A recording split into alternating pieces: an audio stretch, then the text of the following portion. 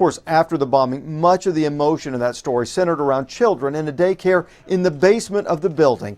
Well, this evening I talked with a young man who spent the first 4 years of his life in that daycare. I was in the daycare from 90 to 94.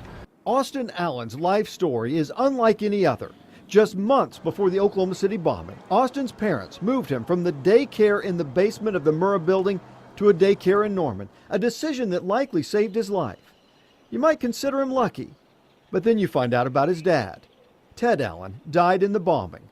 Austin was just 4 years old. And it made a 4-year-old grow up much sooner than any typical 4-year-old should have to. Austin says he was shielded from a lot of what went on that day. He wasn't allowed to watch the TV and see the images that the rest of the world was watching. Austin remembers that day like it was yesterday. His dad had dropped him off at a daycare only about 45 minutes before the bombing. Yeah, I remember looking him in the eye very vividly, just as I'm looking you in the eye, and I remember saying, Daddy, I love you. He said, I love you too, son, I'll see you later.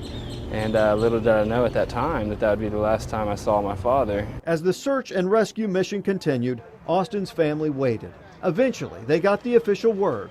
Austin remembers his mom breaking the news to him. And she was like, your dad won't be returning home. And I'm like, what do you mean? She's like, we've lost your father. Austin says that he and his family have come to the memorial every year on the anniversary. It's always emotional. It's getting better for me.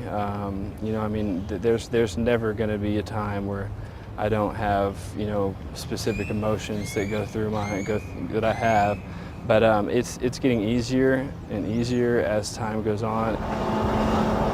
The events of April 19th, 1995 changed Austin and his family forever. He wishes his father was still with him today, but nowadays he uses those events for inspiration. Never, ever, ever, ever forget what happened, but grow from that.